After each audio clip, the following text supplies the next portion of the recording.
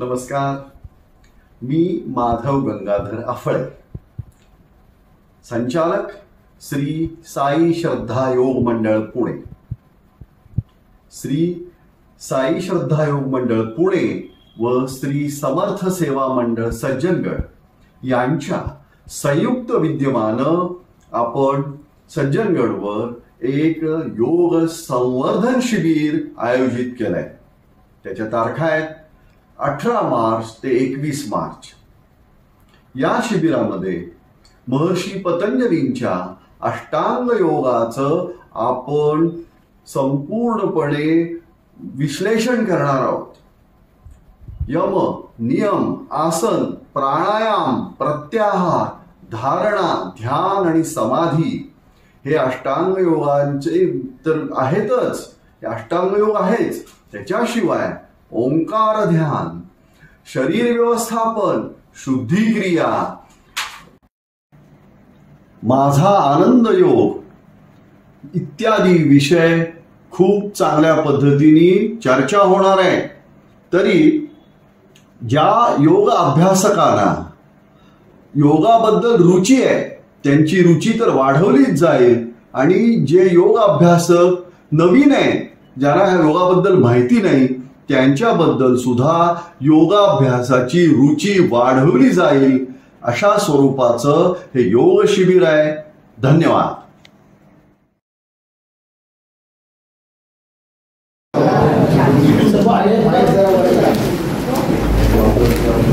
सगळे आले वाटत नाही.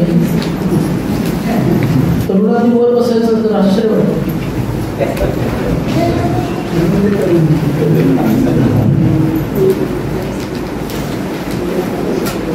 हात मारता पाहिजे.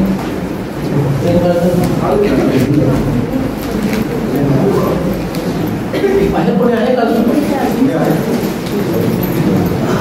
कमी वाटत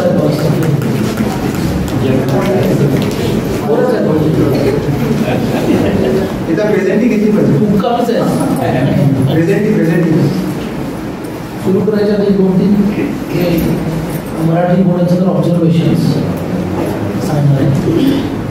पुढे वाढवलं असतं अगदी पुढे वाढवलं 2 नंबर पुढे. श्रीराम.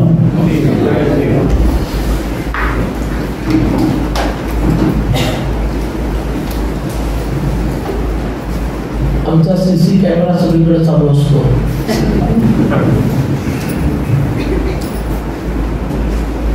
खुर्चीत बसणारे विशेष करून 50% डोक्या घेत असताना दिसले.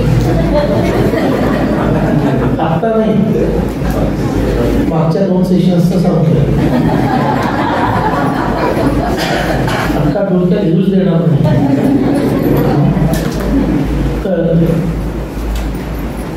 नाश्ता तरी कधी कमी करावा, नाही तर मग व्यायाम तरी जास्त करावा.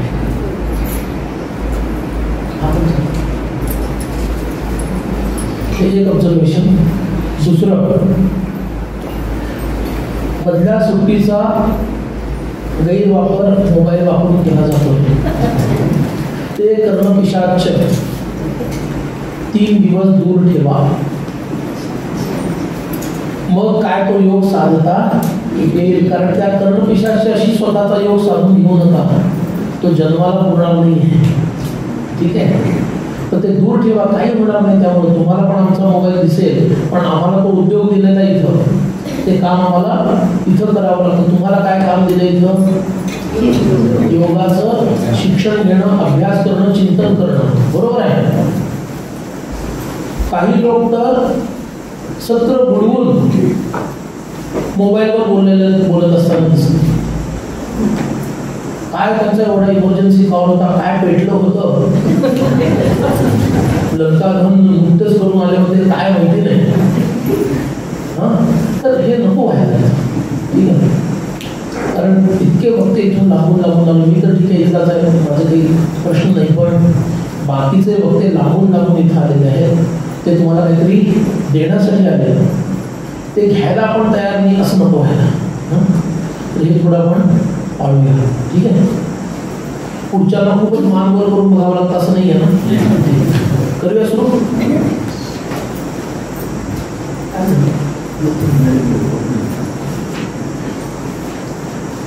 प्रारब्ध भोग बाकीच्यांना छान आहे ना.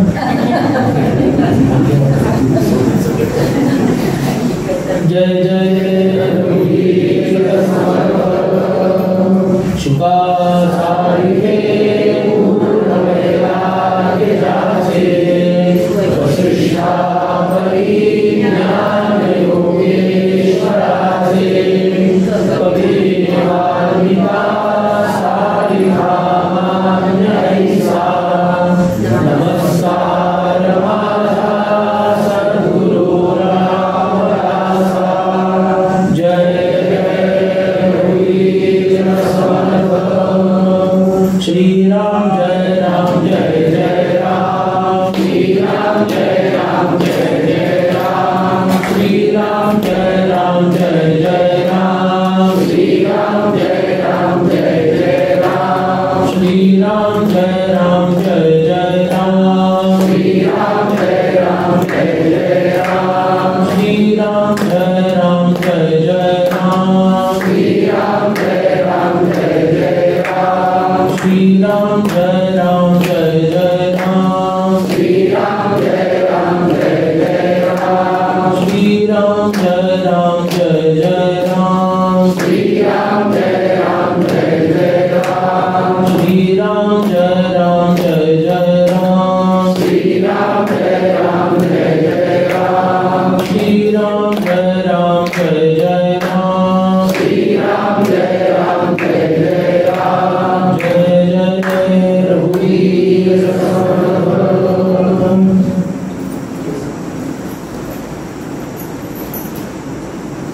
श्रीराम. कसं वाटतंय? छान वाटतंय ना. आता 12 वाजता विचारलं पुन्हा सत्र झालं.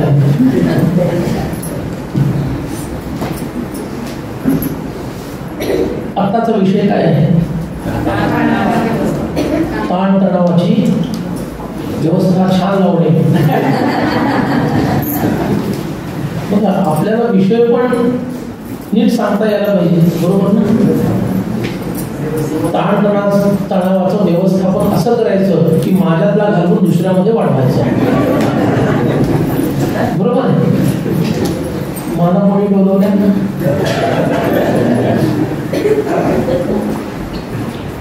ताणतणावाचं व्यवस्थापन यामध्ये मनाच्या ताणतणावाचं व्यवस्थापन आणि त्यातही स्वतःच्या मनाच्या ताणतणावाचं व्यवस्थापन म्हणजे स्वतःच्या मनाचा ताण नष्ट करण्याचं व्यवस्थापन असा त्याचा अर्थ. असंच करायचं ना आपल्याला, का अजून काही वेगळं अपेक्षित आहे? असंच करायचं ना. म्हणजे स्वतःच्या मनाचा ताण घालवता मला आला पाहिजे. आता हा प्रश्न खरा तर पोल करण्यासारखा आहे. किती लोक हात वर करतील माहिती नाही, काही लोक दोन्ही हात वर करतील. कुणाच्या मनामध्ये ताण आहे आता पुरतं विचारत नाहीये, रोजच्या जीवनामध्ये हात वर करायला काही ताण पडतो?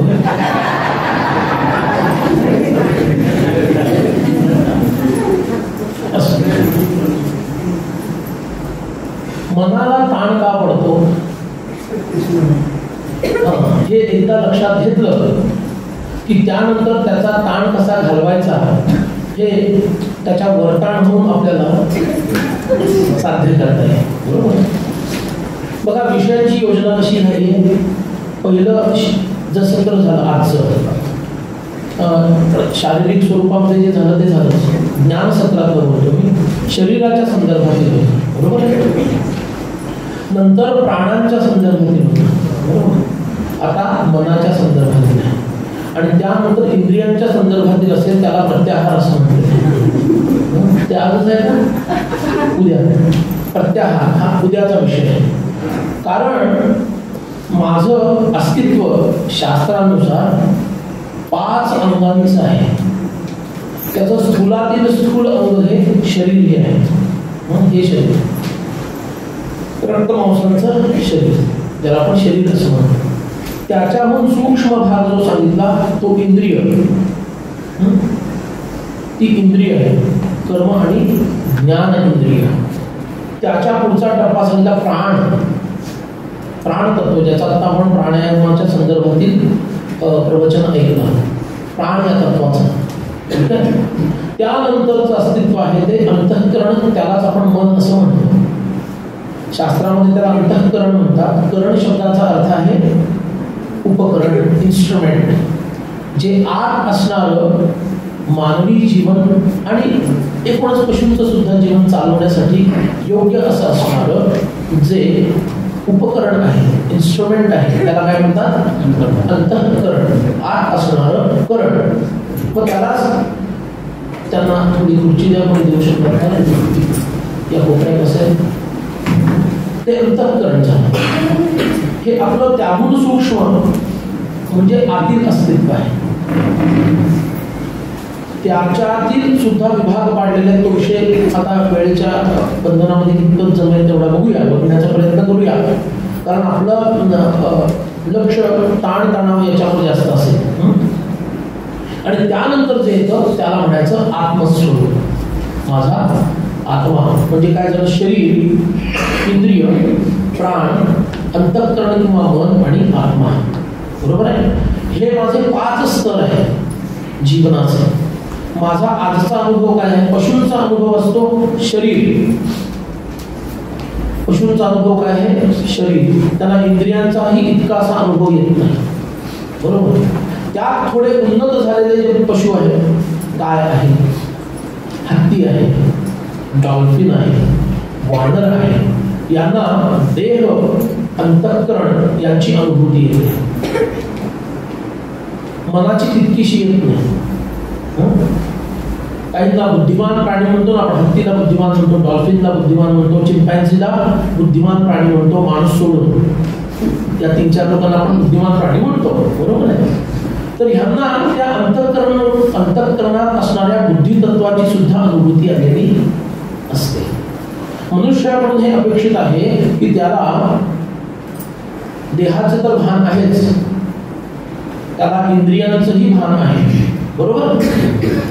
इंद्रिय ज्यांच्या आता डुकडुकायला लागली डोळ्याच्या माध्यमातून आणि 2-3 मिनिटानंतर ती त्यांनी थोडं जास्त लक्ष देऊन पाहिजे. कारण आता समाधी लावायची वेळ नाही आहे. मी अजिबात म्हणत नाही तुम्ही झोपता, कोण म्हणतो झोपता म्हणून? कोणी म्हणत नाही झोपतो. समाधी लावायची वेळ नाही, आता श्रवण करण्याची वेळ आहे. तर ही इंद्रिय, त्यानंतर येणारं मन आणि त्यातही विशेष म्हणजे बुद्धी, आणि त्यानंतर असणारा आत्मा. विद्वान माणसाला बुद्धीपर्यंतचा अनुभव असतो. जो विद्वान असतो, चिंतनशील असतो, बरोबर ना, त्या माणसाला कुठेपर्यंत अनुभव असतो? बुद्धीपर्यंतचा अनुभव असतो. आत्म्याचा अनुभव फक्त महायोग्यांना असतो. त्याच्यासाठी योग शिबिर आहे. आत्म्याचा अनुभव त्या महायोग्यांना असतो. ते साधण्यासाठी आपल्याला इथे यायचं आहे. पण त्याच्या अलीकडचे जे पडदे आहेत माझ्या अस्तित्वाचे, त्या पडद्यांचं शुद्धीकरण झाल्याखेरीज मला तिथपर्यंत जाता येईल का? एक तर त्या पडद्याचं शुद्धीकरण व्हायला पाहिजे किंवा त्याचं निराकरण व्हायला पाहिजे. बरोबर आहे? लक्षात येते मी काय म्हणतो ते? 5 पडदे लावलेले आहेत. इकडं एक प्रकाशाचा झोल आहे समजा, किंवा प्रकाशाची एक व्यवस्था केलेला दिवा आहे, ट्यूबलाईट आहे, काहीतरी एक आहे असं उपकरण जिथे प्रकाश आहे. आणि 5 पडद्यांच्या पलीकडून तुम्ही पाहता. एक तर ते पडदे सगळे काचेचे असले पाहिजे, म्हणजे तुम्ही पाहू शकाल, किंवा ते पडदे फुटून फाडून मोकळं करून तुम्हाला प्रत्यक्ष पाहता येईल. बरोबर? मग आता आपल्याला आधी पडदे स्वच्छ तरी करायला हवे किंवा ते नष्ट तरी करायला हवे. स्वच्छ करण्याची प्रक्रिया योगाची आहे, नष्ट करण्याची प्रक्रिया ज्ञानाची आहे. बघा किती कर्ण विचाराची आवड आहे, त्याला शांत करा. विचारायला का ओरडतोय बघा.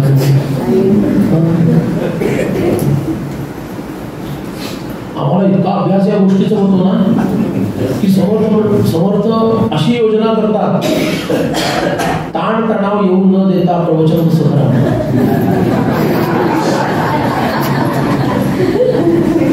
श्रोत्यांवरही येऊ द्यायचं नाही, स्वतःवरही मुख्य येऊ द्यायचं नाही. झालं का शांत ते विचार. अशा प्रकारे आपल्याला पुढे जायचं. आता बऱ्याच गोष्टी रोग वगैरे पीडा निवारण या संदर्भातल्या झालेल्या आहेत. आता मानसिक गोष्टीच्या संदर्भात पण आपल्याला थोडं बघायचं आहे की पहिल्यांदा मनामध्ये ताण येतो का, म्हणजे काय येतो म्हणजे येतोच, पण काय येतो हे आपल्याला समजून घ्यायला हवं. बघा गोष्ट अशी आहे, आपण आपलं सगळं बोचकं बांधून इथं आलो आहोत ना.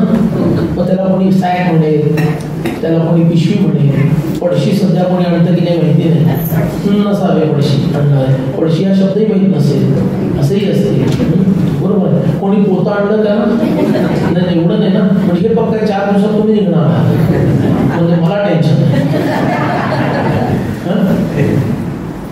आपली बोचकी आपण घेऊन येतो आणि आपली बोचकी जशीच्या तशी घेऊन, दॅट इज युअर प्रॉब्लेम. इथं ठेवून देऊ नका बरं. कर्माची सगळी बोचकी आपण घेऊन येतो आणि जशीच्या तशी परत घेऊन जाण्याची व्यवस्था जातानाच करून जातो. त्याचा विनाश करण्याची इच्छा मला होत नाही आणि त्यामुळं इतकंच नव्हे, अजून नवीन काहीतरी गोळा करून घेतो, अजून नवीन काहीतरी गोळा करून घेतो आणि मग जातो. म्हणजे कथेला वगैरे आम्ही जातो ना, त्यावेळेला एक अशीच परिस्थिती निर्माण होते. एक 10-15 नारळ, 4-5 किमान शाली, पुढचं काही बोलणार नाही मी, तेही असतं. असं सगळं वाढीव म्हणजे कथा सांगितली आणि व्यथा श्रोत्यांचं झालं कल्याण, बुवाचं झालं. असं जर केलं तर त्याच्यावर डोळा असला तर ते नंतर वाटून टाकायचं असतं. आपण गोळाच करत राहतो. बघा आपली संस्कृती आपल्याला आत्मलोपिनी विद्या शिकवते. तिचं नाव काय आहे? आत्मलोपिनी. स्वतःला म्हणजे सूक्ष्माला किंवा जो लघु आहे त्याला गुरुमध्ये विलीन करणं ही आत्मलोपिनी विद्या आहे. मला मोठं व्हायचं आहे ना, की लहानच राहायचं आहे. लोक काय म्हणतात, अरे एवढा घोड्यासारखा वाढलास पण तुझी बुद्धी गुडघ्यातच राहिली म्हणतात. याचा अर्थ काय, तो शरीराने वाढला, वयाने वाढला, पण बुद्धीने लहान मुलासारखाच वागतोय. आपला विस्तार व्हायला हवा, आपला विकास व्हायला हवा. हे ज्याला ज्याला वाटतं त्या प्रत्येकाने स्वतःचा लय करण्याची विद्या शिकायला हवी. खऱ्या अर्थानं विकास तो आहे. फक्त नॅरो गेज काढून मीटर गेज आणलं, मीटर गेज काढून ब्रॉड गेज आणलं. आता ब्रॉड गेज पण कमी पडायला लागलं म्हणून मेट्रो आणली, लोकल पण आणली आणि आता बुलेट ट्रेन आणली. बरोबर ना? म्हणजे विकास नाही. ती विकासाची अत्यंत स्थूल परिभाषा आहे, अगदी खालच्या स्तराची परिभाषा आहे. तेही हवं, त्याला काही विरोध नाही, पण त्याला आपण लोकांनी विकास मानायचं नाही. ज्यांना म्हणायचं त्यांना म्हणू दे. 5 ट्रिलियन इकॉनॉमी, आता 7 ट्रिलियन इकॉनॉमीचं चाललंय. 10 ट्रिलियन इकॉनॉमी पुढे जायचं आहे. बुवाला काय काय म्हणते तुम्हाला कळलं पाहिजे की नाही? ही सो अपडेटेड यू नो. हा विकास आहे, पण तो अत्यंत खालच्या स्तराचा, म्हणजे ज्याला आपण भौतिक स्तराचा किंवा सोप्या मराठीत त्याला मटेरियलिस्टिक डेव्हलपमेंट असं म्हणायचं. तोच तर तुम्हाला आम्हाला अपेक्षित नाहीये. ते व्हायला हवं. राष्ट्र संपन्नच असायला हवं, मनुष्य सुद्धा संपन्न असायला हवा, पण त्याची संपन्नता तेवढ्यावरच अवलंबून नाहीये. खरी संपन्नता कशाची आहे? समर्थांचे एक अप्रतिम अभंग आहे. समर्थ म्हणतात, दासाची संपत्ती राम सीतावती. दासाची संपत्ती राम सीतापती जीवाचा सांगाती राम एक. राम एक माता, राम एक पिता, राम एक भ्राता सहोदरू. भ्राता म्हणजे भाऊ, सहोदरू विद्या म्हणजे अध्यात्म विद्या, सहोदरू विद्या वैभव कांचन सर्वही स्वजन राम एक. राम एक स्वामी रामची कैवारी, लाभ या संसारी राम एक. राम एक ज्ञान, राम एक ध्यान, रामे समाधान रामदासी. ही तुमची आमची भूमिका असायला पाहिजे. मग रामाच्या ठिकाणी गणपती ठेवा, नंतर कृष्ण ठेवा, नंतर शिव ठेवा, नंतर देवी ठेवा. हा ज्याच्या त्याच्या उपासनेचा भाग झाला, तो गौण विषय आहे. पण तुम्हाला आमच्या दृष्टीनं जर आम्ही आमच्या विकासाची परिभाषा अशी ठेवली तर आमच्या मनावरचे सगळे ताणतणाव नष्ट होतील. जर आम्ही जीवन जगण्याचा मार्ग चुकीचा निवडला तर ज्याच्यासाठी तुम्हाला निर्माण केलं ते साध्य होत नसल्यामुळं तुमचा विरोध तुमच्याच जीवनाशी होत आहे. येते का लक्षात? एखाद्यानं हीटर आणला कशासाठी? पाणी तापवण्यासाठी, आणि दुसऱ्याला थंड पाण्याने आंघोळ करायची, तरी सुद्धा त्यांनी हीटरच वापरायचं ठरवलं. उपयोग होईल? नाही होणार.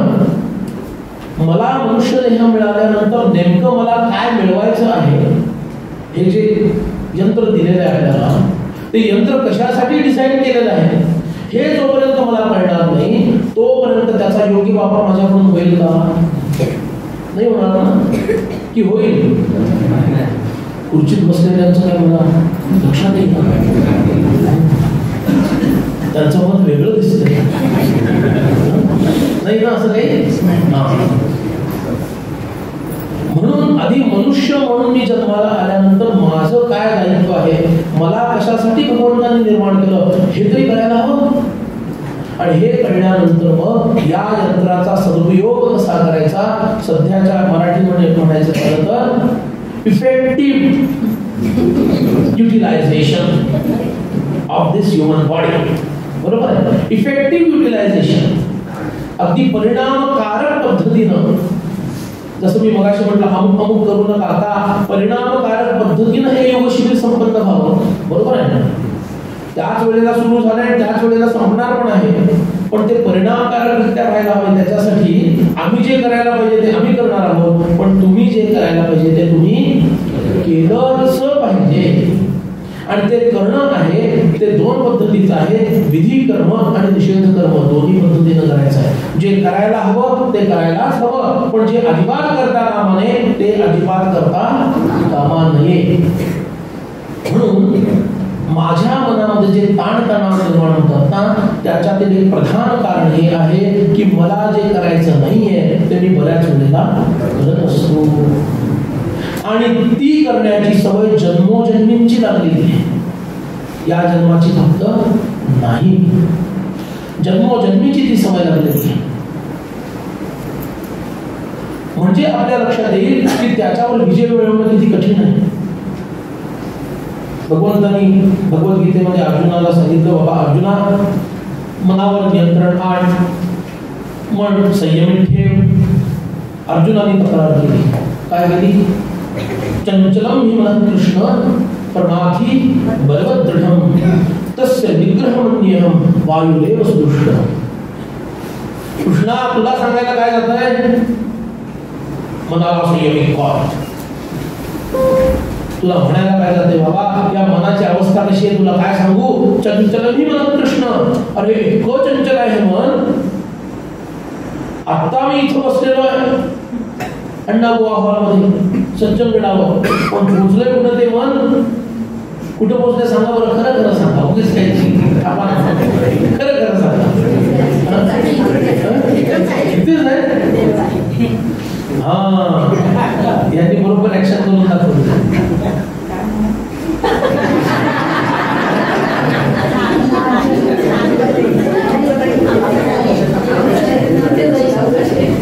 तिथं जायला अवकाश आहे, 2ची सवय आहे, दुपारी 2ला जेवायची सवय. चंचलम मन कृष्ण. प्रमाथी म्हणजे काय, अत्यंत अर्धांड आहे, कुणाचंच ऐकत नाही, अत्यंत अवखळ आहे, बलवत दृढ, अत्यंत बलवान आहे आणि अत्यंत दृढ आहे. ज्याच्या मनात येईल तेच ते करणार. कसं करणार, तुम्हाला ती कथाही माहिती असेल, विनोदी कथा आहे. तुम्ही एवढा योगाचा अभ्यास करून वगैरे आलेले लोक आहात.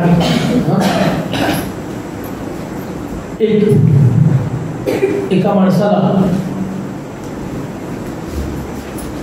थोडा अहंकार झाला होता. काय माझं ध्यान लागतं. मी बसायला लागल्यानंतर एकांतामध्ये असं ध्यान लागायला लागलं जेव्हा मी प्रवचनात बसलेला असताना लागलं. तसं ध्यान मला कधीच अनुभवाला आलं नव्हतं, पण गेल्या मागच्या 1 महिन्याभरापासून अभ्यास छान प्रगतीला पोहोचल्यामुळं तसं मला तिथेही वाटायला लागलं. एकांतामध्ये तिथं छान ध्यान लागायला लागलं. क्या बात आहे. मग त्याचा मित्रच होता तो, त्याला ह्यांनी सगळं सांगितलं. तो म्हणाला, खरंच रे, कॉंग्रॅच्युलेशन्स, असं फार लाखात नाही कोट्यावधी लोकांमध्ये एकाला प्राप्त होतं आणि हे तू साधलंस, खूप छान, खूप छान. एक छोटीशी परीक्षा घ्यायची का.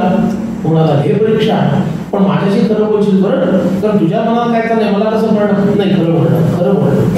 एक काम करायचं म्हणाला, ध्यानाला बसल्यानंतर म्हशीचं रूप डोळ्यासमोर येऊ दे.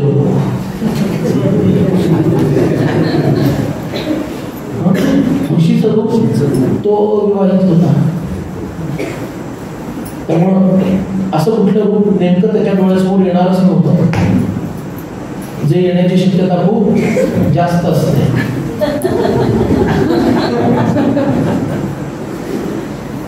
म्हशीचं रूप डोळ्यासमोर येऊ देऊ. बसला ध्यानाला,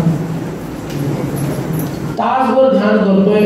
आज थोडं वाढवलं, 1.25 तास, अजून थोडं वाढवलं, 1.5 तास. उठला आणि मित्राला पहिल्यांदा आवडीचा फोन फ्रेंड. नाही त्या गोष्टी कशाला सांगत असतोस रे, इतकं छान माझं ध्यान लागत होतं, आता ती म्हैस हलायला तयार नाही. ती म्हैस हलायला तयार नाही. दृढम, कसं आहे ते दृढ मन. त्यानं एकदा म्हशीचं रूप येऊ देऊ नको म्हटलं, त्या म्हशीवरच ते जाऊन बसलं. बरोबर आहे ना. असं ते दृढ आहे मन, बलवान आहे. बलवान म्हणजे काय, त्याला वाटतं ते करत राहतं. बरोबर आहे ना.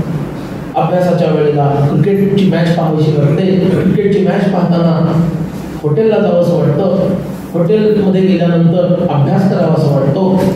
बरोबर आहे. असं हे फार विचित्र मत आहे. बलवान आहे, ऐकतच नाही कोणाचं. मग अशी वाईकर गुरुजींनी आपल्याला खूप छान सांगितलं, कसं आहे ते मन, माकड, त्यामध्ये मदिरापान करून विंचू चावून घेऊन परत दूध वाढा करून घेतात. बरोबर ना. असं ते मन आहे, असं त्या मनाचं स्वरूप आहे. प्रमाथी बलवत दृढम तस्य निग्रह मन्येहम. त्याला रोखायचं म्हणजे वावटळीमध्ये जाऊन त्या वावटळीला आपल्या हातामध्ये म्हणजे आपल्या मुठीमध्ये करलो दुनिया. सरकार पडलं, चांगलं 5 वर्ष चाललं असतं, 4.5 वर्षच केलं, कोणीतरी चुकीचा संदेश दिला आणि आमचे अटलजी त्याच्यात फसले. करलो दुनिया मुठ्ठी में गेले. 10 वर्ष देश मागे गेला. जाऊ दे, आपल्याला त्याच्याशी काय संबंध आहे का, आपल्या विषयाकडे बोलूया. करलो दुनिया मुठ्ठी में. तू असं सांगतोयस मनाला हवं म्हणजे वावटळीमध्ये जा आणि आपल्या मुठीमध्ये ती वावटळ बंदिस्त कर. मग भगवंतांनी उत्तर दिलं, खरंय अर्जुना तुझं म्हणणं, असंशय मी मनो. मन हे असंशय कसं आहे, अत्यंत बलवान आणि दृढ आहे. ते ऐकत नाही कोणाचं. अभ्यासेन कौन्तेय वैराग्येण च क्रियते. पण याचा अर्थ ते आवरता येत नाही असं नाही. ते कसं आवरायचं, जसं आता बसल्यानंतर तुम्ही झोप आवरून आहात की नाही, तसंच ते आवरावं लागतं. एक तर 4 वाजता उठले, कुणी 3:30ला उठलेलं आहे. अगदीच उशिरा, म्हणजे आता खूपच रूम मध्ये गडबड सुरू झाल्यामुळे उठणं भाग पडल्यामुळे कुणी 5ला उठलेलं आहे. बरोबर ना? पण उठलेच नाही. तेव्हापासून तुम्ही जागे आहात हो. मला कळते ना तुमची भावना, म्हणून तर इथं आणलेलं आहे. थांबा मागं कुणाला बघता येणार नाही.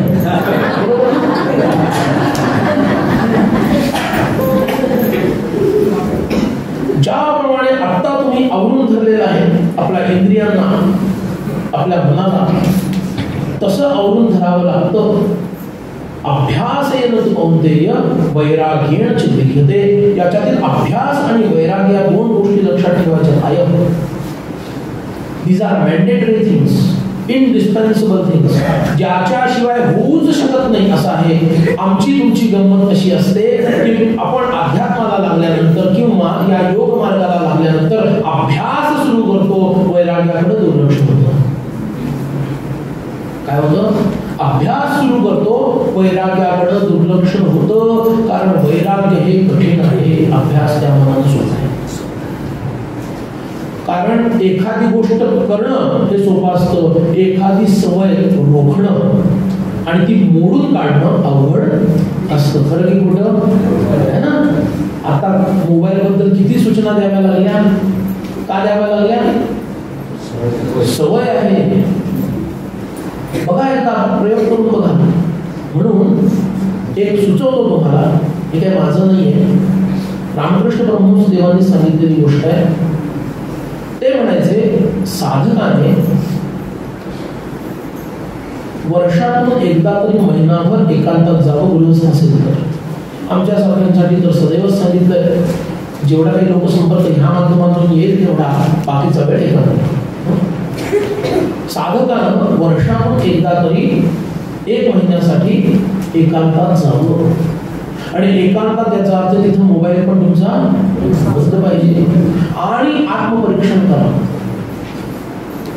की माझ्या कोणते दोष आहेत, काय माझी गडबड आहे, का माझ्या मनावर ताण येतो, लहानशी काहीतरी घटना माझ्या मनाविरुद्ध झाली की मी कसा काय चंचल होतो, उद्विग्न होतो. हा अभ्यास त्यांनी तिथं करायचा. वैराग्य याचा अर्थ जन्मोजन्मींच्या लागलेल्या सवयी मोडून काढणं, त्यांच्या उरावर बसून त्या मोडून काढणं. लक्षात घ्या, जन्मोजन्मीच्या या सवयी तुम्हाला लागलेल्या, आत्ताच्या नाही आहे, त्यामुळे त्या कठीण आहे.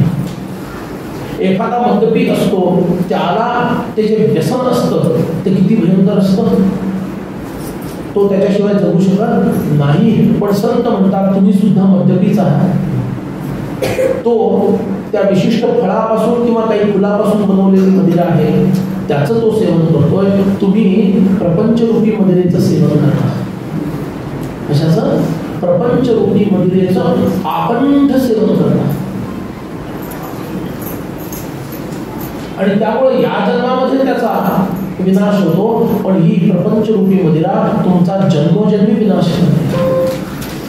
म्हणून थोर रोगाचं लक्षण सांगताना सांगितलं की व्यसनम शास्त्रे न युवती कामास्त्रे.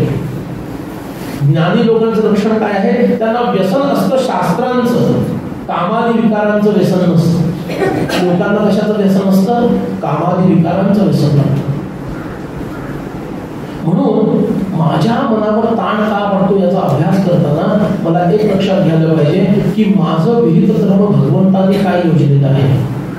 जेव्हा माझं विहित कर्म आणि मी करत असलेलं कर्म याच्यामध्ये तफावत निर्माण होते, त्यावेळेला भगवंतानी योजलेल्या नियमाच्या पेक्षा वेगळं मी वागल्यामुळं माझ्या मनावर ताण निर्माण होतो. मी काय बोललो आलं तर लक्षात? थोडे ताळ बसलं तर जास्त जागृती राहील. पण आता वेळ झाली तिची यायची, त्याची मध्ये मध्ये येत असते, फेरी मारत असते, कुठलं गिराईक मिळते का?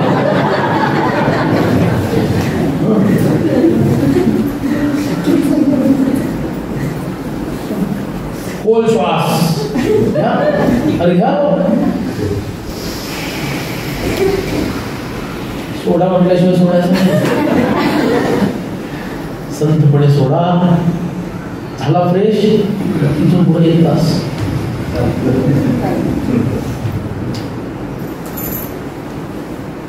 जन्मोजन्मींच्या या सवयी आमचा घात करतात.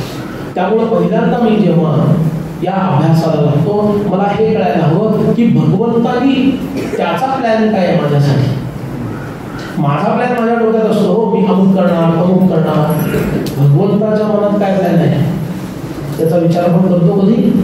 भगवंताला माझ्याकडून काय करून घ्यायचं आहे त्याचा विचार करतो कधीही करत नाही. आणि त्यामुळं मला जे करायचंय ते मी करण्याचा प्रयत्न करतो. त्याच्यामध्ये अडथळे येतात आणि ते अडथळे आल्यानंतर माझं मन उद्विग्न होतं. याचं कारणच हे आहे की भगवंताला माझ्याकडून वेगळं काहीतरी करून घ्यायचं आहे. मी माझ्या अहंकाराच्या प्रभावाने मला वाटेल ते करण्याचा प्रयत्न करतो आणि ते वाटेल ते करत नाही.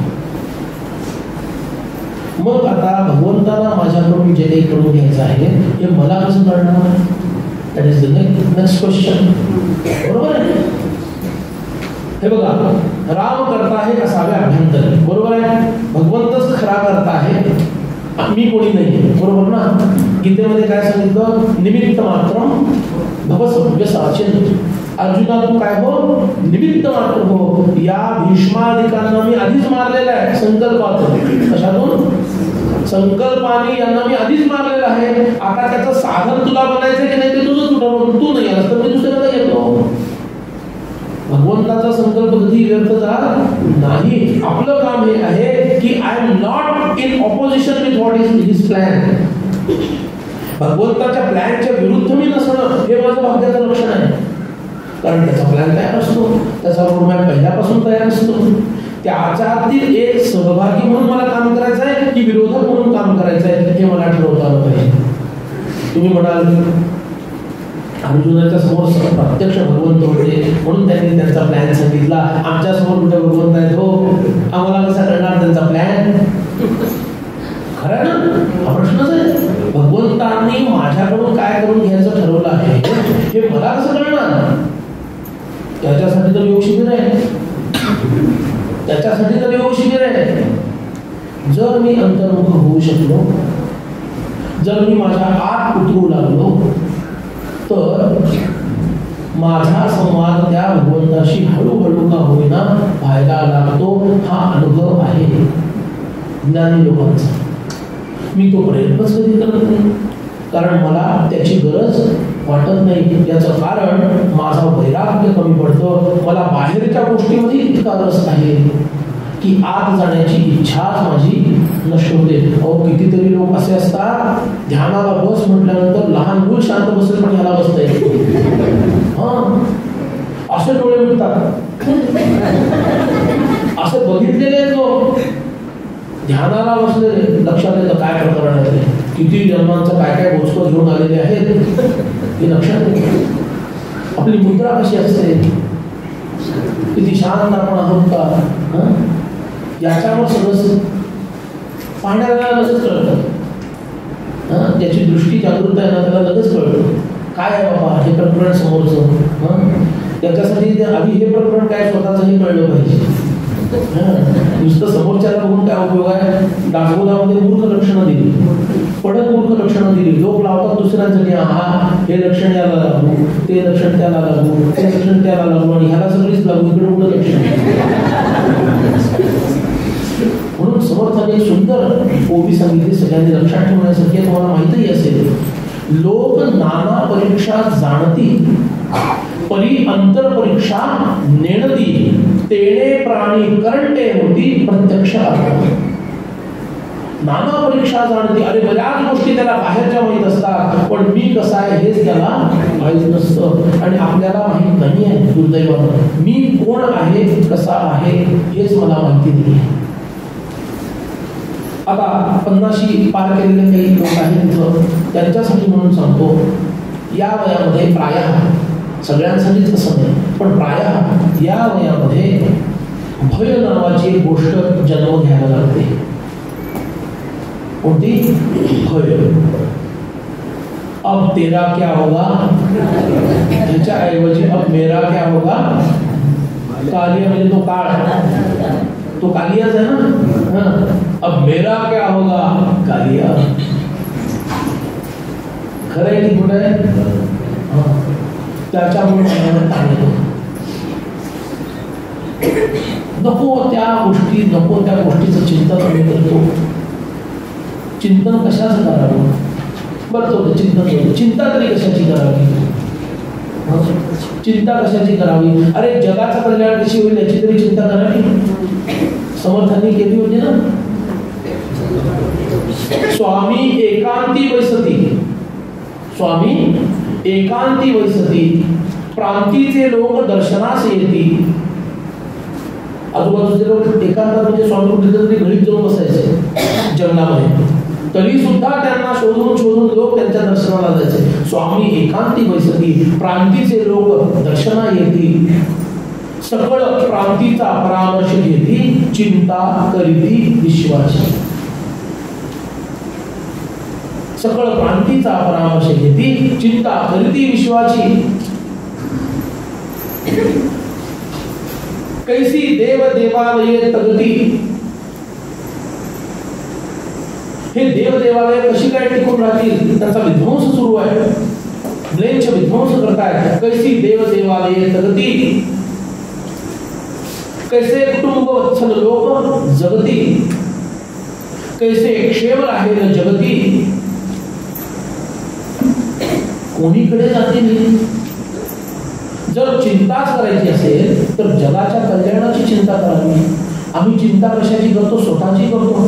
मी ज्या वेळेला भयाक्रांत होतो आणि स्वतःची चिंता करायला लागतो, याचाच अर्थ माझा भगवंतावर विश्वास नाही, असं स्पष्टपणे मी भगवंताला सांगतो.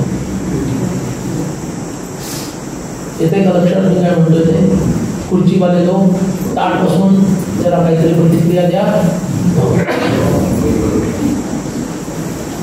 ज्या वेळेला मी स्वतःच्या भयानं घाबरून जातो, नको त्या गोष्टीचं चिंतन करायला लागतो, याचा अर्थ मी भगवंताला स्पष्ट मोबाईलवर सांगतो, देवा माझा तुझ्यावर विश्वास नाही. समर्थांनी मनाच्या श्लोकात काय सांगितलं?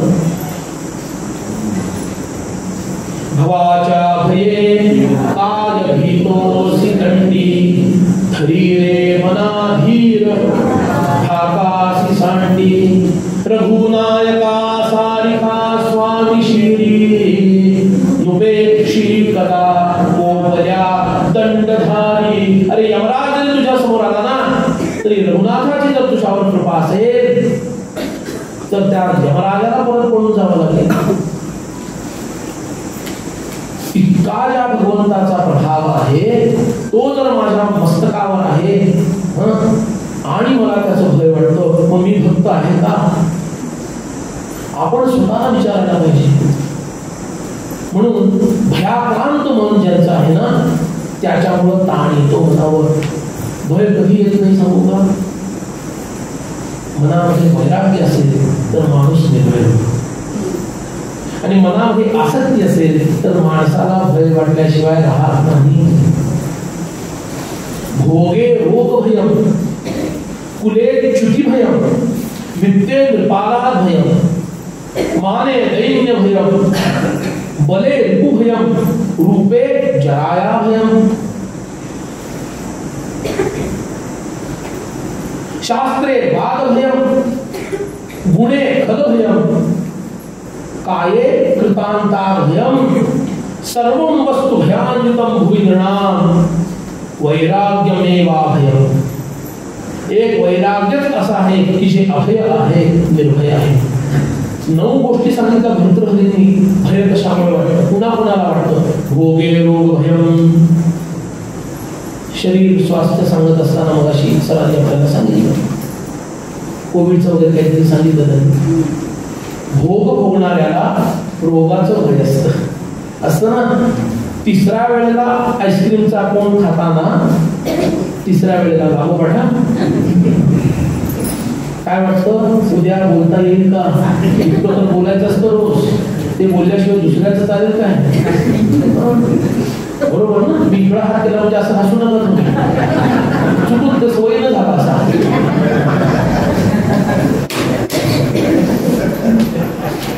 भोगे रोग भयम, कुले च्युती भयम, उत्तम कुळातील असेल तर तो पतित होईल की काय याची भीती असते. फार मोठं उदाहरण अहल्येचं. ऋषींची पत्नी आहे, इंद्राणी तिला भ्रष्ट केली. उत्तम कुळातील असेल, मी कुलवान आहे असा जर अहंकार किंवा अभिमान त्याच्या मनात असेल, मी कुलवान आहे, उत्तम कुळातील आहे असा जर त्याला अभिमान आहे, तर त्याला आतमध्ये कुठंतरी भय कशाच असतं, पतनाचं भय असतं. कुले च्युती भयम आणि विद्ये नृपाला भयम. रोजच पेपरमध्ये वाचतो, ईडीची धाड पडली, ईडीनं याला एडी करून टाकली. आज तिकडे ईडी, उद्या तिकडे ईडी. बरोबर आहे. नोटबंदी झाल्यानंतर किती जळफळाट झाला हो लोकांचा. बघतो ना आपण, नोट जहाजामधून पाठवले नोटा माशांना खायला. जहाज भरून नोटा पाठवलेले आहेत. का? वित्ते कृपाला भयम. राजाचं भय असतं, ज्याच्याकडे पैसा जास्त आहे त्याचं लगेच राजाचं लक्ष असतं, टॅक्स भरला की नाही. वित्ते कृपाला भयम. जो पैसेवाला आहे ना त्याला सत्तेचं भय असतं. भोग भोगणाऱ्याला रोगाचं भय असतं. कुलवंताला पतनाचं भय असतं. जो मान सन्मान ज्याची प्रसिद्धी झालेली आहे त्याला अपमानाचं भय असतं. चार चौघामध्ये यांनी माझं काहीतरी काढायला नको. बरोबर ना? बघा, म्हणून सन्माननीय लोक शक्यतो जुन्या मित्रांना कार्यक्रमात बोलवत नाही.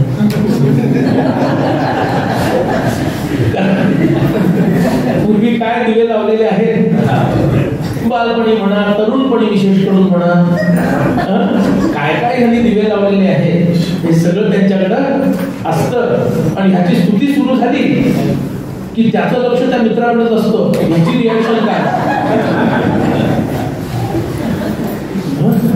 इतके दामी आहे, मित्राकडे हा बघतोय कसा ह्याचा चेहरा होतोय, इतके संयमी आहेत, लगेच तो बघतो मित्राकडं कसा चेहरा करतोय हा.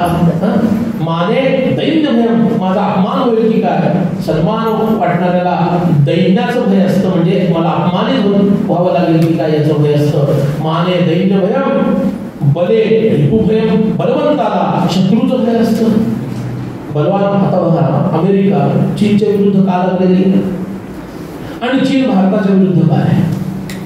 कारण तो बलवान आहे, पण हा शत्रू माझ्या डोळेजड होणार नाही ना याचा विचार तो करत असतो आहे. रूपे जाया भय. उगीच काही ते फेअर अँड लवली चालत नाही म्हणा. ते फासून फासून फासून फासून सुद्धा आम्ही चेष्टेनं म्हणतो, पण ते खरंच आहे. ज्याप्रमाणे जुन्या आजीबाईंनी तव्यावरती भाकरी थापावी तसंही चेहऱ्याला थापतात, पण त्यांच्या थापा बाहेर आल्या तरी थापणं काही बंद होत नाही, थापतच राहतं. 15 दिन में गोरा बघितलं का कधीतरी. सर्जरी केल्याशिवाय होणार नाही. रूपे जराया भयम. रूपाला कशाचं भय असतं, म्हातारपणाचं भय असतं. बरोबर आहे. मग शास्त्रे वाद भय. ज्यांचा शास्त्राचा अभ्यास आहे त्याला माझा कोणीतरी पराभव करेल याचं भय आहे. गुणे खल भय. सद्गुणी लोकांना दुष्टांचं भय असतं. का? ईर्ष्या करणारे निर्माण होतात. उत्तम वक्ता आहे, ईर्ष्या निर्माण झाली. उत्तम कलाकार आहे, ईर्ष्या करणारे निर्माण झाले. उत्तम संगीतकार आहे, ईर्ष्या करणारे निर्माण झाले. आणि या देहाला कोणाचं भय आहे, या देहाला मृत्यूचं भय आहे की नाही. सगळं जग तर भयाने भरलेलं आहे रे, पण एकालाच भय नाही, आणि तो आहे वैराग्यशाली पुरुष. जो निर्भय असतो त्याच्याकडं वैराग्य असतं. म्हणून जर आमच्या मनाचा ताणतणाव भयामुळे निर्माण होणारा आम्हाला जर घालवायचा असेल तर आम्हाला कशाचा अभ्यास करावा लागेल, आम्हाला वैराग्याचा अभ्यास करावा लागेल. ते निर्भयत्व आमच्यामध्ये तेव्हा प्रकट होईल. ते निर्भयत्व कसे येईल, तो भगवंत अखंड माझ्या पाठीशी आहे, माझं काहीही बिघडणार नाही. भिऊ नकोस या पाठीशी, भिऊ नकोस मी तुझ्या पाठीशी आहे. हे जे स्वामी समर्थ सांगतात त्याच्यावर माझा विश्वास असला पाहिजे, ते माझ्या अखंड पाठीशी आहे, ते माझं काहीही बिघडवू शकणार, दुसरा कोणी माझं काही बिघडवू शकणार नाही, हा विश्वास माझ्या मनात जागृत व्हायला पाहिजे. तो कसा होईल? भगवंतावरची दृढ निष्ठा. ही दृढ निष्ठा मला निर्भय बनवते. आणि इतकंच नव्हे तर भगवंतावरची दृढ निष्ठा माझ्या मनाचे सर्व कंगोरे ठीक करून टाकते. कारण भगवंतावर जर दृढ निष्ठा निर्माण झाली तर तो भक्त आहे तुके देवाचे ऐसे वर्तणे निश्चयाचे मूळ तुटे उद्वेगाचे येणे रीती. श्रीराम या भूमिकेपर्यंत पोहोचतो. काय भूमिका होते त्याची? भक्ताची आहे तितके देवाचे. मग आहे तितके मध्ये मी पण आलो ना, मी पण देवाचा आहे तितके देवाचे ऐसे वर्तणे निश्चयाचे. आम्हालाही वाटतं, पण कधीतरीच वाटतं. जेव्हा आमचं काम झालंय असं आम्हाला वाटतं, तेव्हा वाटतं हा मी पण देवाचाच आहे बरं, देवाचं माझ्याकडं लक्ष आहे. तेवढ्या पुरतच. पुढच्या वेळेला काम नाही झालं की वाटायला लागतं देवाचं लक्ष गेलं की नाही माझ्यावरचं. देव इतका बिझी झाला माझ्याकडे लक्ष नाही त्याचं, वाटायला लागतं ना. आहे ते तुके देवाचे ऐसे वर्तणे निश्चयाचे मूळ कुठे उद्वेगाचे येणे. उद्वेगाचं मूळच नष्ट होतं. उद्वेग नष्ट होत नाही. अहो उद्वेग नष्ट होऊन फक्त चालत नाही. बघा संतांचं एक एक वचन आणि एक एक शब्द अत्यंत मार्मिक आणि अनुभूतीतून आलेला असतो. म्हणून योगचित्त वृत्ती निरोध हा असं जेव्हा सांगितलं तेव्हा चित्त वृत्तींचा निरोध झाला, पण चित्ताचा निरोध झालेला नाहीये. त्याच्यासाठी ज्ञानाची आवश्यकता. म्हणून योगशास्त्र आता जे मान्य करतात ते साधन रूप मान्य करतात, साध्य रूपामध्ये उत्तर मीमांसा स्वीकारतात. ब्रह्मसूत्राचा स्वीकार करावा लागतो. याचं कारण का? चित्त वृत्ती निरोध म्हणजे योग आहे. याचा अर्थ चित्तावरच्या वृत्तींचा निरोध झालेला आहे. चित्त अजून शिल्लक आहे, चित्ताचा निरोध झालेला नाही.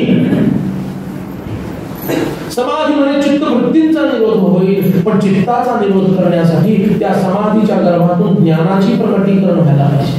आणि ते ज्ञान प्रकट झालं की ते चित्त वृत्ती रूपी असणारं जे तळ आहे मन नावाचं, ते तळ शोषलं जातं ज्ञानाच्या अग्नीनं. जेव्हा ज्ञान भास्कर प्रकट होतो आकाशामध्ये, त्यावेळेला योगाने साधलेला चित्तवृत्ती ज्या नष्ट झाल्या, पण केवळ चित्त शिल्लक राहिलं ते तो चित्ताचा तलाव, त्याच्यातील सगळं जड हे हा ज्ञानरूपी भास्कर शोषून घेतो आणि ते चित्त सुद्धा काय होतं? लय पावतं, नष्ट होतं आणि त्यावेळेलाच त्याला मुक्ती मिळते, त्याला मोक्ष म्हटले. समर्थाने इथे काय म्हटलं? मूळ तुटे उद्वेगाचे. उद्वेग नुसता संपून चालणार नाही. तुम्ही झाडाच्या फांद्या छाटल्या, पानं छाटली, फळं फुलं सगळी संपून टाकली, थोडस खोड शिल्लक राहिलं, मुळाला उपटलं नाही, काय होईल? थोड्या वेळाने परत येईल. जेव्हा पाणी पडेल त्याच्यावर तेव्हा ते फोफावेल, नुसतं परत नाही येणार. काय होईल? फोफावेल. वेगा 10 पट 100 पट अधिक पुरुष लोकांना अनुभव असतो. विशेष करून कुणी 1 महिन्याने, कुणी 2 महिन्याने कटिंग करतात. हल्ली महिलांना पण भरपूर हे अनुभव यायला लागलेले आहेत. प्रगती आहे, काय बोलायचं? बरोबर कटिंग करतात, बरोबर आहे. कटिंग केल्यानंतर पहिल्या 4-5 दिवसात असे काही केस वेगात वाढतात आणि महिन्याभरानंतर पुन्हा पूर्वी एवढे होतात. वेग वाढण्याचा कधी वाढतो? सुरुवातीच्या काळापासून. छाटणी केल्या केल्या वेग वाढतो. म्हणून जेव्हा आपण काम सुरू करतो ना, या विकारांवर विकार रूपी झाडांची छाटणी करायला जेव्हा सुरू करतो, ती छाटणी थांबवलेली ते वेगळा पडायला सुरू करतो. खरं की खोटं? सृष्टीचा नियम आहे, म्हणून थांबायचं नसतं. पण आम्हाला थांबायला इतकं आवडतं, इतकं आवडतं, इतकं आवडतं की काय बोलावं. म्हणून मला एक असा विषय सुचला. काल आपण हे शिबिराचं नाव काय केलं? योग संवर्धन शिबिर आहे ना. किती छान नाव आहे. किती दिवस आहे हो? 4 दिवस आहे. आता म्हणतो आपण 4 दिवस, त्याच्यातले मधले पॉकेट्स आपण धरत नाही. एवढा वेळ आपण कोणाचे असतो? याचे असतो. सोडून सारखा सारखा तो विषय ना. किती वेळा पुनरावृत्ती करायची हो? सोडतं काय असं बोलणं? सोडून दे. 4 दिवस किती फुल फोकस. आणि हे 4 दिवस झाले आणि असं मानलं आपण की दरवर्षी हे शिबिर घ्यायचं आहे. मी डिक्लेअर करत नाही बरं, तुम्ही बघा मला पण असं डिक्लेअर करत नाही असं मानलं. दरवर्षी आपण घेतो. म्हणजे पुन्हा समजा तुम्हीच आणि आला इथं, किती दिवसांनी येणार? 361 दिवसांनंतर येणार. 65 म्हणून 61 दिवसानंतर येणार ना. म्हणजे 361 दिवस कुठे घालवले? मग तो काय होतो सांगू का? भोग संवर्धन शिबिर चालवलं जातं 361 दिवस. त्या शिबिराचं नाव काय आहे? भोग संवर्धन शिबिर. आणि ते भोग संवर्धन शिबिर 361 दिवस छानपैकी सक्सेसफुल करून इथं योग संवर्धनासाठी आपण 4 दिवसासाठी काय उपयोग आहे दादा? चालवायचं की काय? विनोद केला. What is here onwards? What is my roadmap? 4थ्या दिवशी मी जेव्हा जाईन तेव्हा माझा रोडमॅप 361 दिवसाचा काय आहे हे आत्ताच संकल्पबद्ध होऊन आपल्याला ठरवायला लागेल. तर याचा काहीतरी उपयोग, नाहीतर इकडून तिकडे गेले वारे. तुम्ही आले आणि तुम्ही गेले. आणि समर्थ म्हणणार मग वारे वारे काय हे भक्त आले आणि काय हे भक्त गेले. नाही चालणार. योग संवर्धन शिबिर आपल्याला संयम शिकवणार आहे, वैराग्य शिकवणार आहे. आता भोग संवर्धन तिथून पुढे बंद व्हायला पाहिजे. मी भोग बंद व्हायला पाहिजे म्हणत नाही, कारण ती हिंमतच नाही म्हणायची. पण संवर्धन बंद व्हायला पाहिजे. भोग संवर्धन बंद व्हायला पाहिजे. ते कधी होईल? मला वैराग्य प्राप्त करायचं आहे.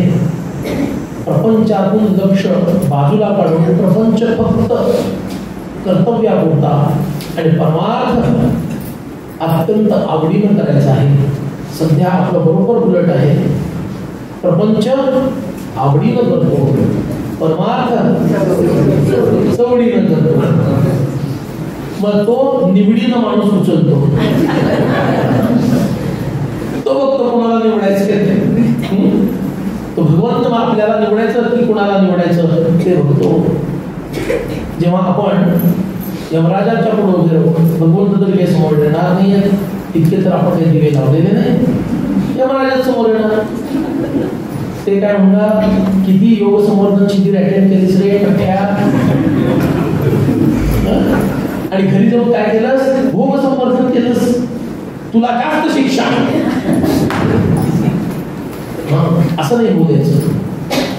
बघा, भोगाने लिहितो भगवंताचा प्लॅन लक्षात न घेता, म्हणजे माझं विहित कर्म लक्षात न घेता मी जे जे करीन ते माझ्या मनावर ताण रूपाने प्रकट होणार आहे.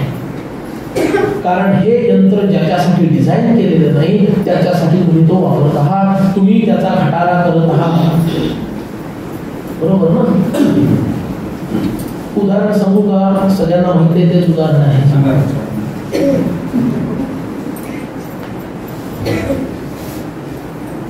एक छानशी व्यक्ती जिच्या मागं मनुष्यबळ उभं राहिलं, समाज उभा राहिला, त्याला बाजूला करून 3 तिघाडा काम बिघाडा एकत्र आहे.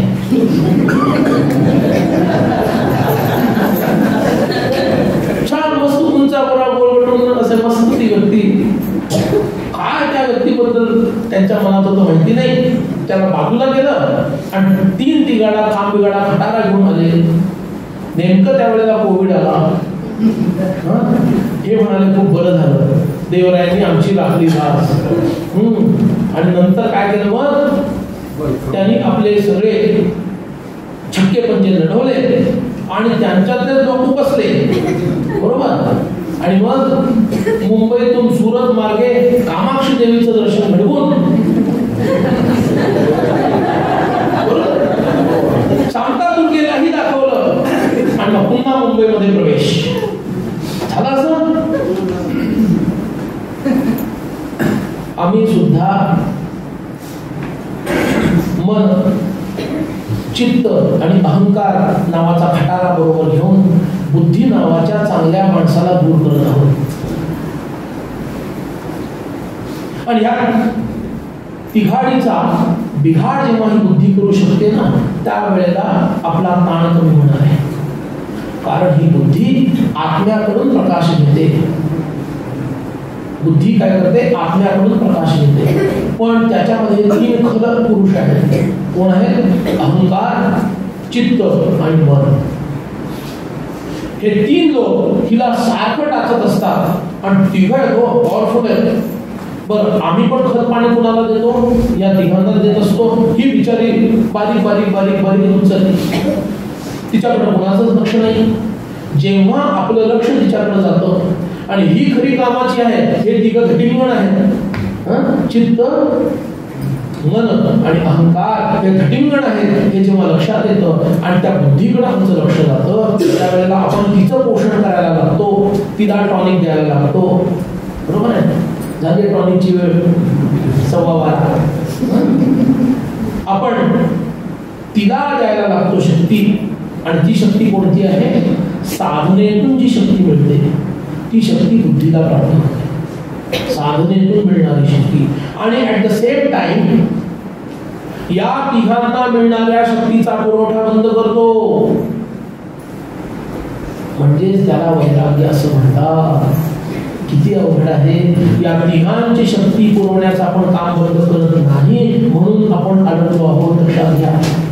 ती बुद्धी सतत जागृत असते, पण तिला आपण भावच देत नाही. 3 घटिंगणच असे समोर उभे असतात, ती विचारली लुकडी सुकडी मागं बसते चुपचाप, तिचं काही चालतच नाही. या तिघांचं पोषण बंद करा. अहंकाराचं पोषण बंद करा, चित्ताचं पोषण बंद करा आणि मनाचं पोषण बंद करा. कसं बंद करायचं, वैराग्य घेण्याची गृह्यते. मनाचा स्वभावच चांचल्य आहे. अहंकाराचा स्वभावच मी करता असा आहे. अहंकार कसा नष्ट करायचा, राम करता ही भावना जोपासली की अहंकार नष्ट व्हायला लागतो. दृढ निश्चय करायचा ची सवय लागली की मनाची संकल्पना नष्ट व्हायला लागते. कारण मन यालाच म्हणतात काय, जावं की न जावं. योग शिबिराला जाऊ की नको जाऊ, जाऊ की नको जाऊ. मग जाऊ बाईच म्हणाल्या, जाग बाई इकडं आले. जाऊ की नको जाऊ, करू की नको करू, ही जी संकल्प कल्पना मना, ही जी अवस्था आहे हेच मनाचं लक्षण.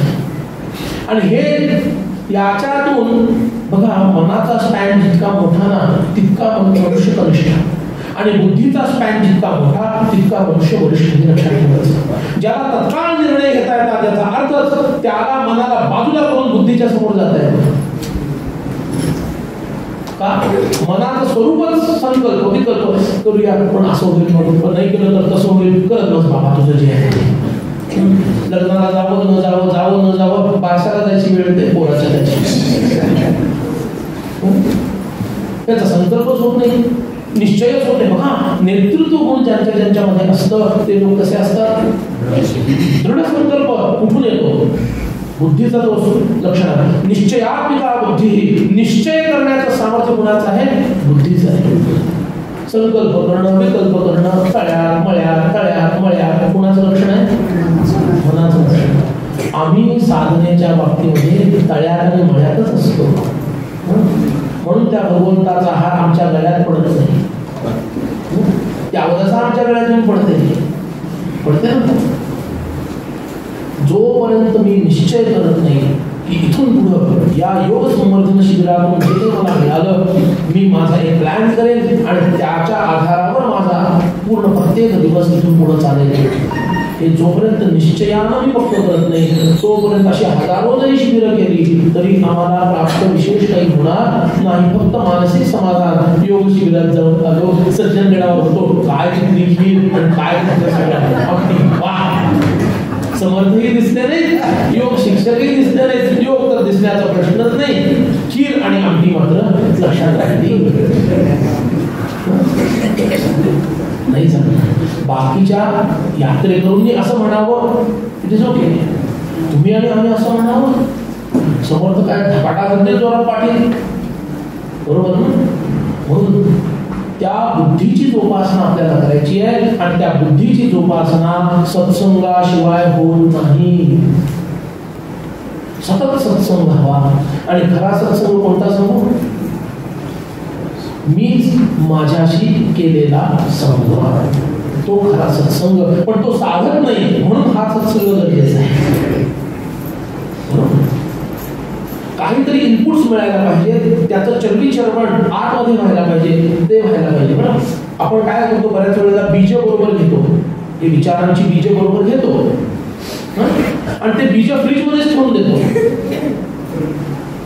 मग काय होतं, बऱ्याच वर्षांनी फ्रीज उघडल्यानंतर हे काही बरोबर ठेवलेलं मलाच आठवत नाही. आपल्या मनोभूमिकेमध्ये त्या बीजांचं रोपण करणं हे कोणाचं काम आहे? हे प्रत्येकाचं काम आहे. म्हणून हे बीजारोपण करायला आपण शिकलं पाहिजे. आणि ते विचारोपण करणं म्हणजे जे विचार ऐकले त्या विचारांचं चिंतन मी करायला शिकलं पाहिजे. योग वासिष्ठांनी सांगितलं किती वेळ घ्यायचा आहे अजून 50 मिनिटं. त्यांनी एकदा असं केलं हे 5 झालं आणि असं म्हणजे गोल शून्य झालं.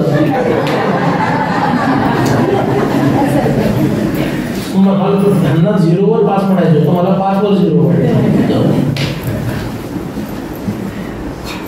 जडाजड मनोवृत्ती.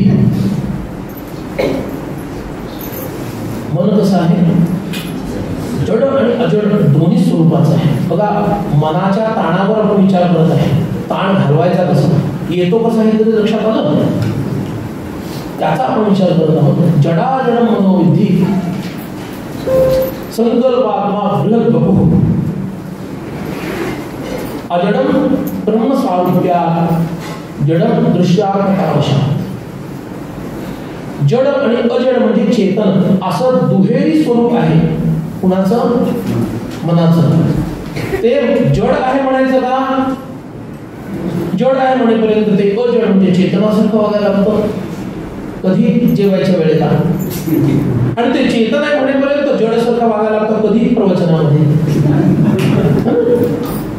एकदम स्थिर झालेलं असं. जड याचा अर्थ ज्याच्यामध्ये स्पंदनच नाही. आणि अजड म्हणजे चेतन याचा अर्थ स्पंदनाशिवाय दुसरं काही नाही. असं मनाचं स्वरूप आहे. जडाजड मनोवृत्ती.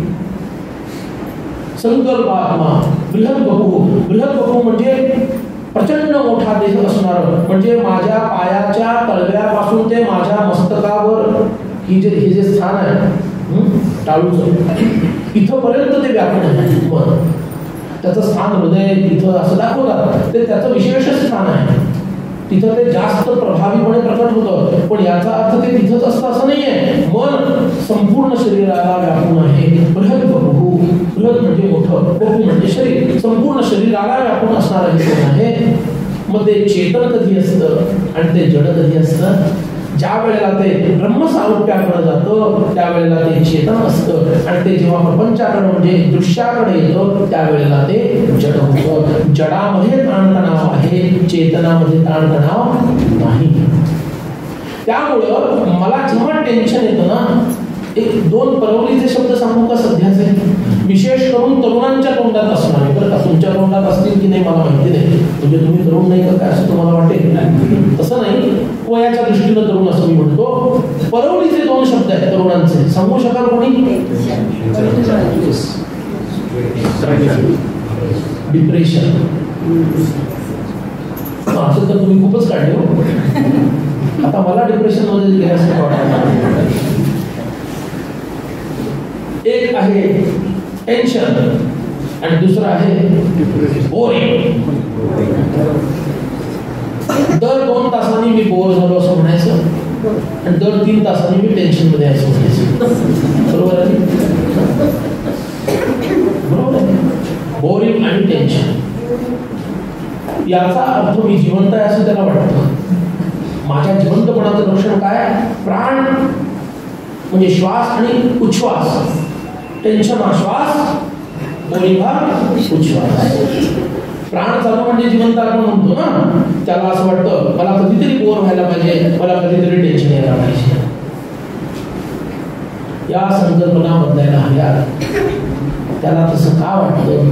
कारण तो जडामध्ये अडकलेला आहे. मनाच्या जड भावाकडे तो पोहोचलेला आहे. आपल्याला मनाचं उन्नयन करायचं आहे, एलिव्हेशन करायचं आहे. आपण एलिव्हेटर मध्ये बसतो, लिफ्ट मध्ये, तेव्हा काय करतो? आपण तेच असतो. पोहोचतो कुठं? 10व्या, 12व्या, 15व्या, 20व्या मजल्यावर पोहोचतो. तेच आपण पण आपल्यामध्ये कोणती एनर्जी वाढली? सायन्सनुसार पोटेन्शियल एनर्जी वाढली. आपण तेच आहोत, पण पोटेन्शियल एनर्जी वाढली ना, स्थितीची शक्ती वाढली ना आपली. बरोबर. मन तसंच राहणार आहे, पण जेव्हा ते ब्रह्मस्वरूपाकडे जातं त्यावेळेला ते तो जड म्हणजे चेतन होत जातं. आणि जेव्हा ते प्रपंचाकडे वळतं त्यावेळेला ते जड होत जातं. जिथं जड आहे तिथं दुःख आहे, तिथं ताणतणाव आहे. म्हणून ज्या ज्या वेळेला आपल्याला टेन्शन येईल त्या वेळेला भगवंताचं स्मरण करावं. त्या वेळेला त्या तत्वाचं स्मरण करावं. त्याला उत्तम उपाय सांगितलेले आहेत. प्राणशक्ती आणि मनशक्ती यांचा खूप एकमेकांशी संबंध आहे. म्हणून प्राणायाम करावा, पण टेन्शन आलेल्या स्थितीत न करावा. हे बघा, क्रोध विकार, काम विकार हे 2 विकार प्रबळ अवस्थेत असताना त्यांच्यावर नियंत्रण आणण्यासाठी प्राणायाम त्याच वेळेला करू नये. उलटा परिणाम होईल. कारण त्या प्राणशक्तीचा उपयोग त्यांचं पोषण करण्यासाठी होतो. ह्या प्राणायामाची शक्ती ही क्युरिंग आहे. ठीक आहे. त्या शक्तीचा उपयोग तुम्ही त्याला संयमित करण्यासाठी करू नका. तो विकार शांत झाल्यानंतर आता पुन्हा उद्भवू नये म्हणून करा. त्याच वेळेला त्याचा प्रयोग करा तर उलटा परिणाम दिसेल. त्यामुळं टेन्शन कमी करायचं असेल, मन शांत आणि स्थिर करायचं असेल तर जो तुम्हाला अजय गुरुजींनी प्राणायाम सांगितला तो प्राणायाम करावा. प्राण आणि मन यांचा खूप घनिष्ठ संबंध आहे. प्राण संयमित झालं की मन सुद्धा संयमित होतं. ज्या वेळेला काम विकार वाढतो, ज्या वेळेला क्रोध विकार वाढतो त्यावेळेला आपला रक्तचाप आणि आपला श्वासोच्छ्वास वाढतो. हा अनुभव बरोबर ना. मग तो विकार जर वाटत असेल तर बरोबर त्याच्या विरुद्ध क्रिया जर घडली तर आम्ही शांत होऊ की नाही होणार? नक्कीच शांत होणार. आणि म्हणून या प्राणायामाचा उपयोग करणं, ध्यानाभ्यासाचा उपयोग करणं आणि राम करता ही भावना जोपासणं, भगवंत सदैव माझ्या पाठीशी आहे हा विश्वास धारण करणं आणि सातत्य आणि वैराग्य यांचं पालन करणं. ज्याने काम वाढेल, क्रोध वाढेल, लोभ वाढेल, या गोष्टीचा त्याग म्हणजेच वैराग्य. आणि अभ्यास याचा अर्थ प्राणायामादी जो अभ्यास तुम्हाला दिला आणि राम करता ही भावना याचा अभ्यास करणं, या 2 गोष्टी जर आम्हाला जमल्या तर नक्कीच आमच्या मनावरचा सगळा ताण निघून जाईल. आणि विशेष म्हणजे माझं पुढं काय होणार हे जे भय असतं त्याच्यामुळे जो ताण आहे तो सुद्धा त्याच्यामुळं निघून जाईल एवढंच म्हणतो. आणि तुम्हाला शुभेच्छा देतो. हे सर्व जे काही ऐकलं ते तुम्हाला साध्य व्हावं आणि तुम्ही समर्थांकडे प्रार्थना करा. 1.25 तास जो बडबडला त्यालाही ते साध्य व्हावं. तुम्ही सगळ्यांनी म्हटलं तर ते ऐकतील हो. मी एकट्यानं म्हटलं तर कोणाला माहिती ऐकलं की नाही. सगळ्यांनी जर माझ्या वतीनं म्हटलं तर माझ्यासाठी पण ते उपयोगी ठरेल असं म्हणतो आणि इथंच थांबतो. जय जय.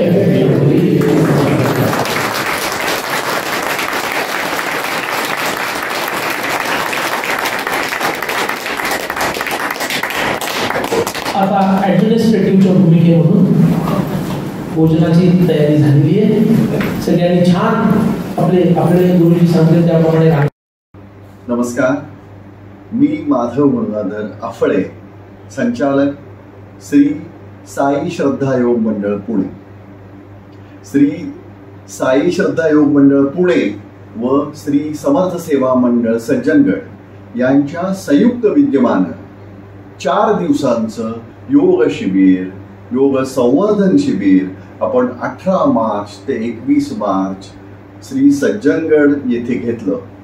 याला 97 जणांनी प्रतिसाद दिला. तो एक अभूतपूर्व होता. या शिबिरामध्ये श्री दुर्गादास सावंत, श्री अजय बुवा रामदासी, श्री योगेश बुवा रामदासी, डॉक्टर मधुसूदन चेरेकर, डॉक्टर बाळकृष्ण चिटणीस, डॉक्टर स्मिता त्रिगुण कुलकर्णी, डॉक्टर एकनाथ आळतेकर, श्री माधव आफळे, श्री विजय माढेकर, सौ मुग्धाताई बिवलकर, श्री अजय वाईकर, श्री मकरंद आफळे, सौ वैशाली वाळिंबे, सौ अंजली चिटणीस, सौ सपना बिजूर, सौ सुषमा कारुलकर, सौ सुशीलाताई भागवत, श्री गोविंदराव गाडगीळ, ख्यातमान लेखक व कवी श्री प्रवीण दवणे यांनी अमूल्य मार्गदर्शन केलं. या शिबिराचं उद्घाटन श्री कृष्णा दामोदर जोशी, वय वर्षे 95 फक्त, या योगतज्ञ यांच्या हस्ते झालं. श्री समर्थ सेवा मंडळानं सर्व साधकांची राहण्याची व जेवणाची उत्कृष्ट व्यवस्था केली होती. त्यामुळं साधक अतिशय खुश झाले.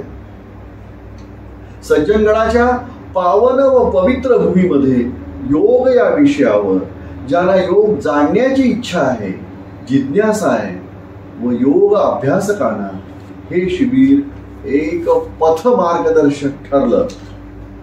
सर्व साधकांनी मला असं शिबिर पुन्हा घ्यावं असं सुचवलं आणि साधक या योग शिबिराचा या योग शिबिराच्या मनोहर आठवणी घेऊन आपापल्या घरी परतले. शिबिर सुफळ, संपूर्ण व संपन्न झालं. तर जरूर भेटूया पुन्हा दुसऱ्या शिबिराला. धन्यवाद.